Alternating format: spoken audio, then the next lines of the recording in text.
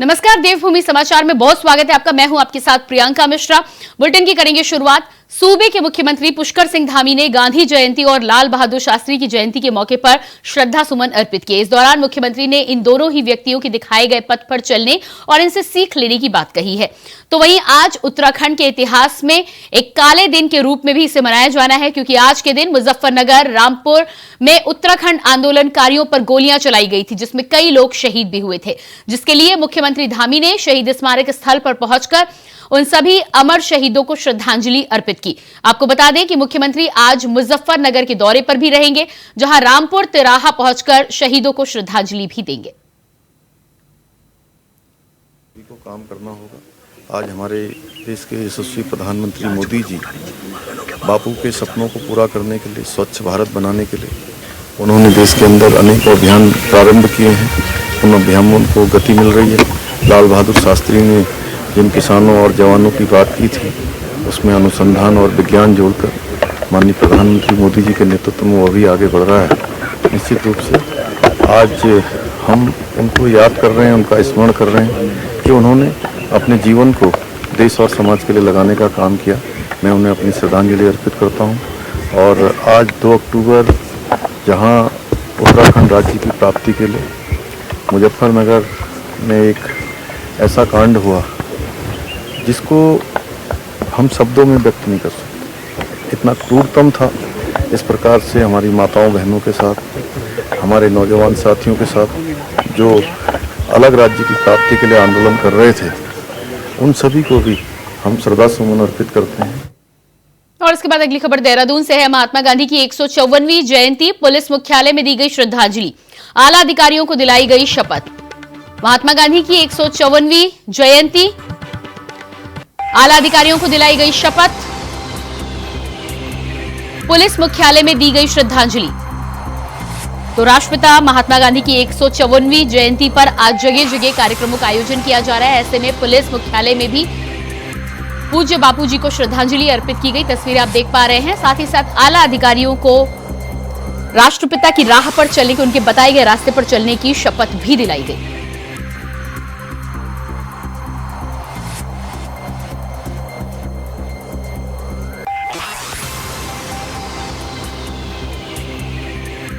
Dehradun police मुख्यालय की आप ये तस्वीरें देख पा रहे हैं, जहां पर पूज्य राष्ट्रपिता महात्मा गांधी की 154वीं जयंती के मौके पर आज उन्हें श्रद्धा सुमन अर्पित किए गए तमाम आला अधिकारियों के द्वारा। और साथ ही साथ आला अधिकारियों ने महात्मा गांधी की बताई गई राहों पर चलने की शपथ भी ली।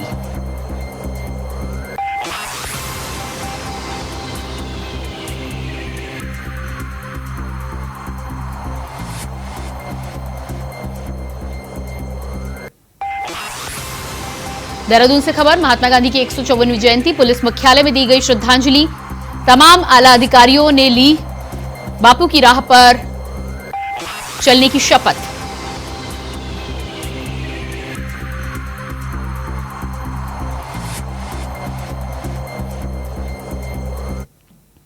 और इसके बाद बात करते हैं अगली खबर की। जिम कॉर्बेट नेशनल पार्क की वेबसाइट का मुख्यमंत्री पुष्कर सिंह धामी ने वर्चुअली शुभारंभ करेंगे। गौरतलब है कि जिम कॉर्बेट नेशनल पार्क की नए वर्जन की वेबसाइट बनकर तैयार हो गई है। इस नई वेबसाइट को पर्यटकों की सुविधाओं को देखते हुए बनाया गया है, जिसका शुभारंभ मुख्यमंत्री पुष्कर सिंह धामी करेंगे। पुरानी वेबसाइट को एनआईसी संचालित करता था, जिसमें बुकिंग और बुकिंग कैंसिल करने वाले होने पर पर्यटकों के पैसे रिटर्न होने संबंधित कई समस्याओं को देखते हुए कॉर्बेट प्रशासन ने अब इस वेबसाइट का कार्य किसी और संस्था को सौंप दिया है, जिसके बाद इसमें कई बदलाव किए गए हैं। वहीं इस विषय में कॉर्बेट के डिप्टी डायरेक्टर देवांग नायक ने बताया है कि विगत 3 महीने से कॉर्बेट नई वेबसाइट को बनाने का काम कर रहा था, जिसे अब चालू कर दिया गया है। कल हमारा जो वेबसाइट जो बन रही थी, प्रक्रिया 3-4 महीने से चल रही है, तो 1 अक्टूबर को इसका लॉन्च हमने रखा है। तो इसमें माननीय हमारे मुख्यमंत्री जी 3:30 बजे इसका लॉन्च करेंगे। देहरादून में ऑनलाइन लॉन्च होगा। उसके बाद हमारा जो भी 2 अक्टूबर से 14 नवंबर तक का टिकट्स जो है वो खुल जाएगा। तो इसमें हमारा जो नया वेबसाइट में बहुत सारा फीचर्स डाले हैं, ताकि पर्यटकों को बहुत आसानी से बुकिंग हो जाए। तो जैसे कि इसमें ऑटो रिफंड का भी प्राविधान है। जो पहले हमको 40-50 दिन जो लगता था, जो टिकट का बुकिंग ना हो बट पैसे जब कट हो जाते हैं तो रिफंड होने में 40-50 दिन लग जाता था, अभी ये एक से 3 दिन में हो जाए। उत्तराखंड सरकार ग्लोबल इन्वेस्टर समिट 2023 का आयोजन दिसंबर महीने में करने जा रही है, लेकिन उससे पहले इन्वेस्टर समिट को लेकर राजनीति भी शुरू हो चुकी है। जहां कांग्रेस धामी सरकार पर निशाना साध रही है, तो वहीं बचाव में भाजपा के प्रदेश अध्यक्ष ने भी पलटवार किया है। इसी बीच आपको बता दें कि मुख्यमंत्री पुष्कर सिंह धामी की अगली उड़ान सिंगापुर, ताइवान और दुबई के लिए होने वाली है। वहीं मुख्यमंत्री ने एक बार फिर से कहा है कि राज्य के अंदर समिट को लेकर जो काम प्रारंभ किया गया है उसमें लोगों का प्रस्ताव मिल रहा है। साथ ही साथ लक्ष्य भी रखा गया है कि इन्वेस्टर समिट समारोह से पहले एक बड़ी धनराशि को धरातल पर उतारा जाए। 2 अक्टूबर महात्मा गांधी जी की जयंती के अवसर पर और हमारे देश के अंदर जय जवान और जय किसान का नारा देने वाले कांग्रेस प्रदेश अध्यक्ष करण माहरा ने कांग्रेस मुख्यालय देहरादून में प्रेस कॉन्फ्रेंस करते हुए सरकार पर निशाना साधा है। उन्होंने कहा है कि सरकार जनता की आंखों में धूल झोंक रही है। जिस तरह उषा कंपनी के साथ सीएम ने लंदन में एमओयू साइन किया है, जो कि पहले ही उत्तराखंड में काम कर रही है, नया इन्वेस्टमेंट कहां से, ये सरकार को बताना चाहिए।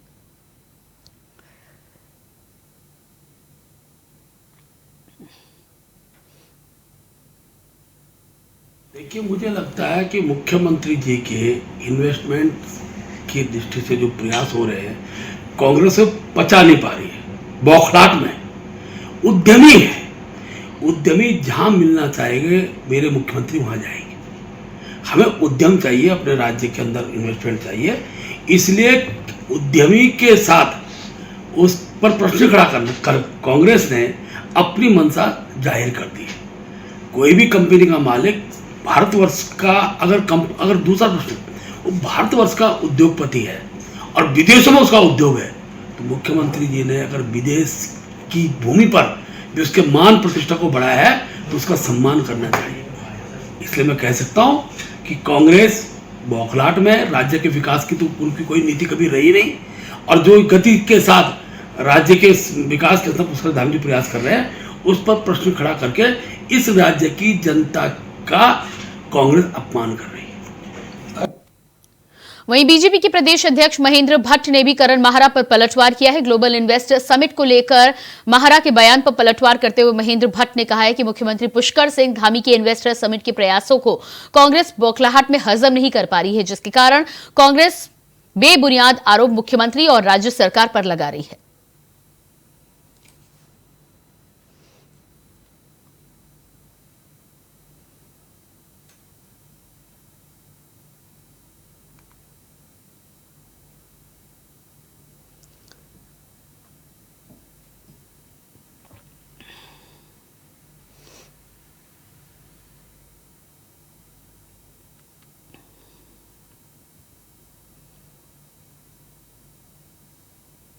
कांग्रेस पार्टी ने उत्तराखंड कांग्रेस की मुख्य प्रवक्ता गरिमा दसौनी को राष्ट्रीय पैनलिस्ट बनाया है। गरिमा के अनुसार उनकी पार्टी हमेशा से महिला सम्मान के लिए काम करती रही है और मौके भी देती रही है।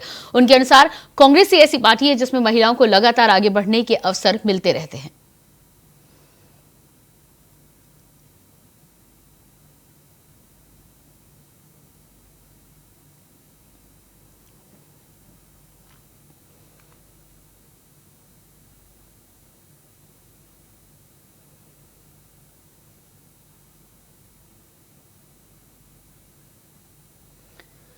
तो देहरादून से तस्वीरें सामने आई हैं जहां पर कांग्रेस की प्रवक्ता गरिमा दसौनी का ये कहना है कि कांग्रेस ऐसी पार्टी है जहां पर महिलाओं को लगातार अवसर दिए जाते रहे हैं, साथ ही साथ उन्हें अब पैनलिस्ट बनाया गया है। उनका ये भी कहना है कि आगे भी पार्टी में लगातार महिलाओं के काम करने के लिए अवसर उपलब्ध होते रहेंगे और कांग्रेस पार्टी लगातार महिलाओं के साथ खड़ी नजर आती है।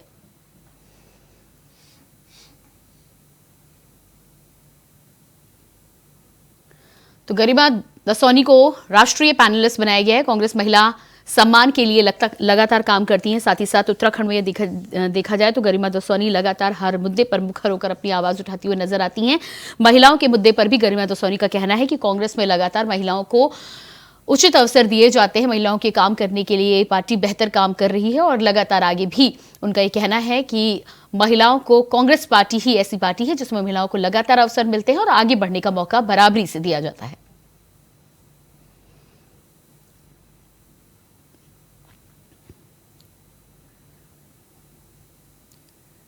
बुलेटिन में फिलहाल रुकते हैं एक छोटे से ब्रेक के लिए, फौरन हाजिर होते हैं।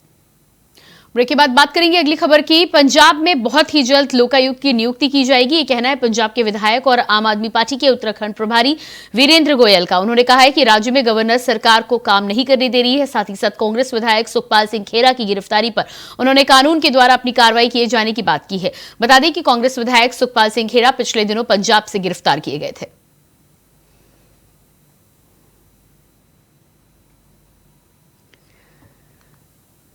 तो हरिद्वार में गिरफ्तारी के खिलाफ आंदोलन को लेकर शुरुआत की गई है।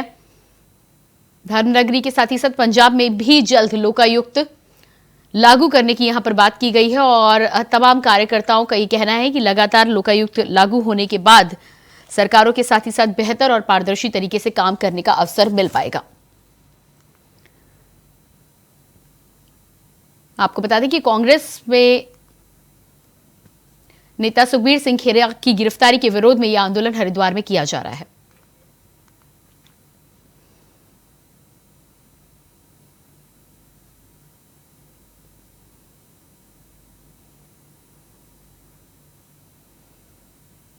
रुड़की के एक निजी होटल में सीबीसी व प्रसारण मंत्रालय देहरादून की तरफ से प्रेस कॉन्फ्रेंस का आयोजन किया गया, जिसमें सहायक निदेशक डॉक्टर संतोष आशीष ने जानकारी देते हुए बताया कि 2 अक्टूबर से 4 अक्टूबर तक विभाग की तरफ से वासुदेव मैथिली सरस्वती विद्या इंटर कॉलेज में 3 दिवसीय फोटो प्रदर्शनी का आयोजन किया जाएगा।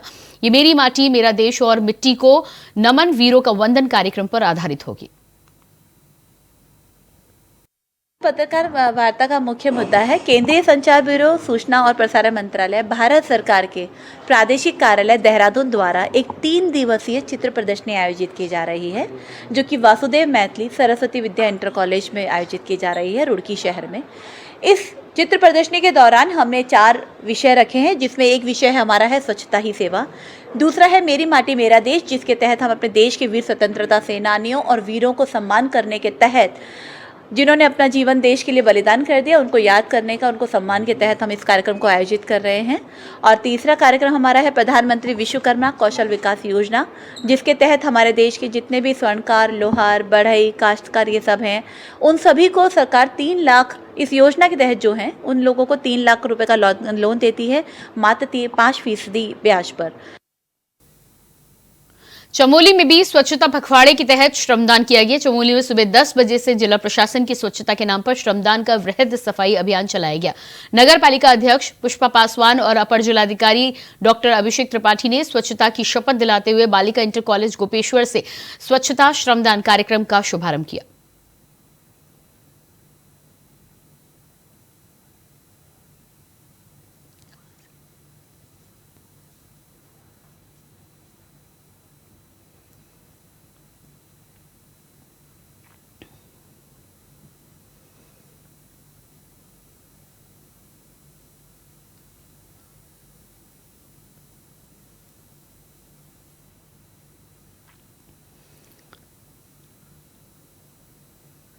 और इसके बाद आइए आपको सीधे लिए चलते हैं उत्तराखंड, जहां पर उत्तराखंड के मुख्यमंत्री पुष्कर सिंह धामी जनता के बीच पहुंचे हैं। क्या कुछ कह रहे हैं आप भी सुनिए।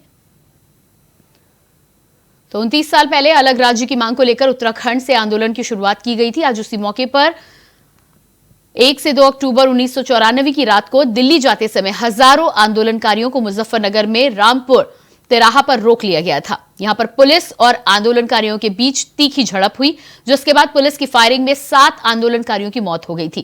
थाना छपार पुलिस इसमें अलग अलग 4 मुकदमे दर्ज हुए हैं, जिसमें मामले की जांच सीबीआई को सौंपी गई है। साथ ही साथ सीबीआई के विवेचना में कई आंदोलनकारी महिलाओं के साथ रेप की बात भी सामने आई थी, जबकि आंदोलनकारियों की हत्या के मामले में कई पुलिसकर्मियों को भी आरोपी बनाया गया था। ये 28 साल पहले हुए कांड के बारे में तफसील से जानकारी है, जिसके उपरांत चार्जशीट कोर्ट में दाखिल कर दी गई थी। आज उसी तिराहा कांड की 28वीं बरसी है, जिस मौके पर सीएम पुष्कर सिंह धामी मुजफ्फरनगर पहुंचे हैं, जहां वो शहीद आंदोलनकारियों को श्रद्धांजलि देंगे। तो इस कार्यक्रम में हिस्सा लेने के लिए मुख्यमंत्री पुष्कर सिंह धामी आज मुजफ्फरनगर पहुंचे हैं। 28 साल पहले हुए तिराहा कांड के तमाम शहीदों को याद कर सबसे पहले आज मुख्यमंत्री ने उन्हें श्रद्धांजलि भी अर्पित की, उन्हें याद किया।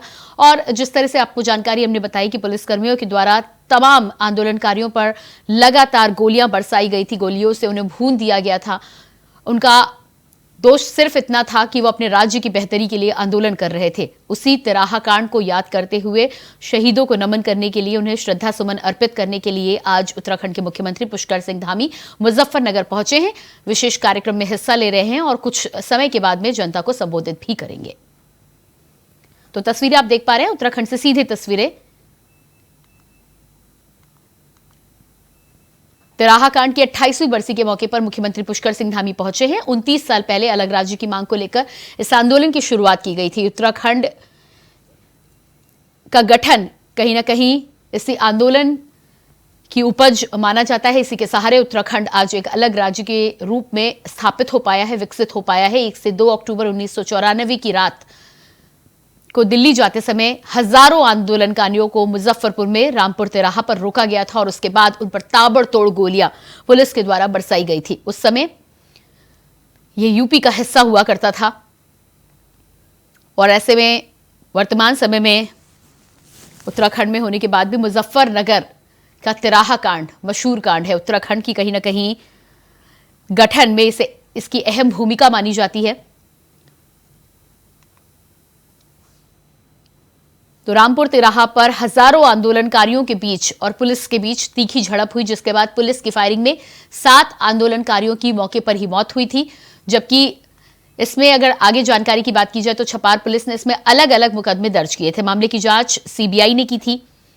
सीबीआई की विवेचना में कई आंदोलनकारी महिलाओं के साथ रेप की बात भी सामने आई है। भारी मात्रा में इस आंदोलन में पुरुषों के साथ ही साथ महिलाओं ने भी कंधे से कंधा मिलाकर उनका साथ दिया था। उत्तराखंड के गठन में उनकी भी महत्वपूर्ण भूमिका को हमेशा याद किया जाता है। जबकि आंदोलनकारियों की हत्या के मामले में कई पुलिसकर्मियों को सीबीआई के द्वारा आरोपी भी बनाया गया था। तो यहां पर साफ देखा जा सकता है कि आंदोलनकारियों के ऊपर यहां पर अत्याचार की कहानी बयां करता है 28 साल पहले हुई ये घटना। उसी घटना को आज एक बार फिर से याद करने के लिए, उसके शहीदों को श्रद्धांजलि देने के लिए मुख्यमंत्री को आप देख पा रहे हैं मुजफ्फरनगर में इस समय पहुंचे हैं, जिसके उपरांत चार्जशीट कोर्ट में दाखिल की गई थी। आज उसी तिराहा कांड की 28वीं बरसी है, जिसके मौके पर तमाम नेताओं के साथ ही साथ जनता, मुख्यमंत्री पुष्कर सिंह धामी खुद आज उन शहीदों को नमन करने के लिए, उन महिलाओं को नमन करने के लिए, उन वीरांगनाओं को नमन करने के लिए मुजफ्फरनगर पहुंचे हैं।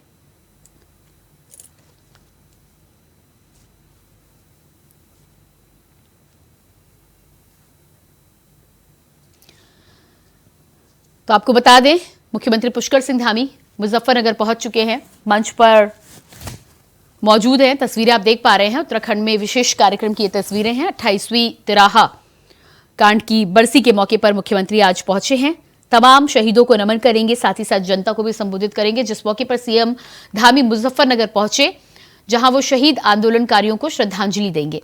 तो इस विशेष कार्यक्रम के मौके पर मुख्यमंत्री पहुंच चुके हैं। अब से कुछ ही देर में कार्यक्रम की शुरुआत हो जाएगी। संस्कृति विभाग उत्तराखंड के द्वारा इस कार्यक्रम को रखा गया है, तमाम शहीदों को नमन करने के लिए, उन महिलाओं को नमन करने के लिए, उन वीरों को नमन करने के लिए, जिनकी कड़े परिश्रम, जिनके खून पसीने के बल पर आज उत्तराखंड एक अलग राज्य बनकर खड़ा हुआ है। देवनगरी, देवों की भूमि इसे माना जाता है। उत्तराखंड की राज्य प्राप्ति के लिए लगातार संघर्ष करने वाले उन आंदोलनकारियों को, उन महिलाओं को नमन करने के लिए मुख्यमंत्री के साथ ही साथ भारी संख्या में लोग आज मुजफ्फरनगर में एकत्रित हुए हैं। 28वीं बरसी का मौका है ये।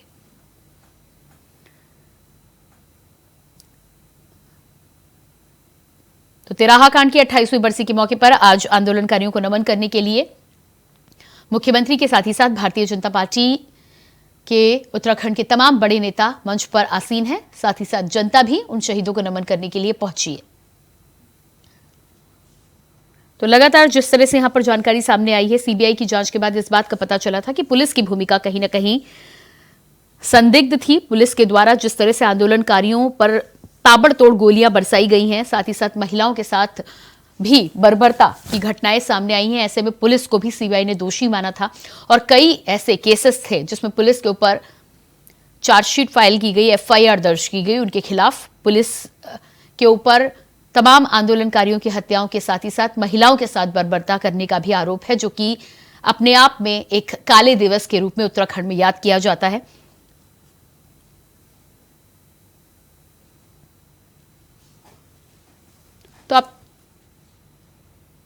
तो तस्वीरें आप देख पा रहे हैं लगातार उत्तराखंड से माफ कीजिएगा, मुजफ्फरनगर से ये सीधी तस्वीरें आपके टेलीविजन स्क्रीन पर आप देख पा रहे हैं। मुख्यमंत्री पुष्कर सिंह धामी इस कार्यक्रम में शहीदों को नमन करने के लिए पहले ही उपस्थित हो चुके हैं। भारी संख्या में आज उत्तराखंड के तमाम जनवासी भी पहुंचे हैं। उत्तराखंड राज्य के गठन में महत्वपूर्ण भूमिका जिन आंदोलनकारियों ने निभाई थी, जिनकी मेहनत, खून पसीने का नतीजा आज उत्तराखंड जैसा राज्य बनकर तैयार हुआ है, जिसकी तरक्की के लिए लगातार मुख्यमंत्री पुष्कर सिंह धामी और उनकी सरकार कार्य कर रही है। आज उन्हीं शहीदों को नमन करने के लिए मुख्यमंत्री खुद मुजफ्फरनगर पहुंचे हैं। और इसी के साथ फिलहाल इस बुलेटिन में इतना ही। खबरों के लिए बने रहिए इंडिया वॉइस के साथ। नमस्कार।